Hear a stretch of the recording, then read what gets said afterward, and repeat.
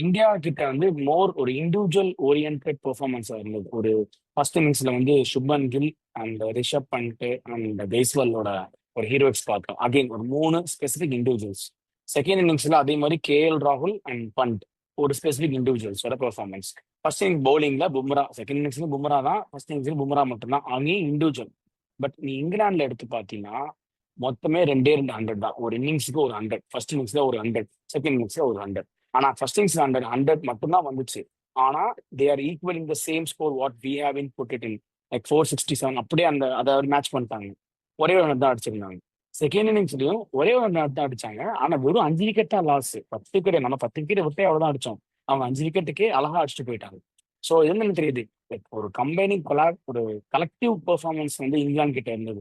Jack ராலில இருந்து Ben Duckett, Harry ப்ரூக்கோட 99, Joe ரூட்டோட 50, அப்புறம் Jamie Smith ரெண்டு இன்னிங்ஸ்லுமே சூப்பரா ஆடினாரு. பென் ஸ்டோக்ஸ், நான் சொன்னேன் பென் ஸ்டோக்ஸ் ரொம்ப வைட்டலா இருப்பாரு. ஃபர்ஸ்ட் இன்னிங்ஸ்ல வந்து இங்கிலாந்து பவுலர்ஸ் திணறும் போது எப்படி போடணும், எப்படி செட் பண்ணி விக்கெட் எடுக்கணுங்கிறத சொல்லி காமிச்சது பென் ஸ்டோக்ஸ். அந்த சாய் சுதர்ஷன் விக்கெட்லாம் சூப்பரா இருந்துச்சு பாக்குறதுக்கு.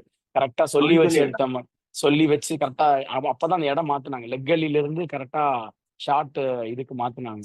லெக் லேண்ட்ஸ்க்கு மாத்தினாங்க. கரெக்டா கையில போய் விழுந்துச்சு. அந்த மாதிரி டாக்டிக்கலாவும் சரி, இது ஆக்சுவலா மோர் பேட்டிங் ஃப்ரெண்ட்லின்னு சொல்றதை விட ஒரு நல்ல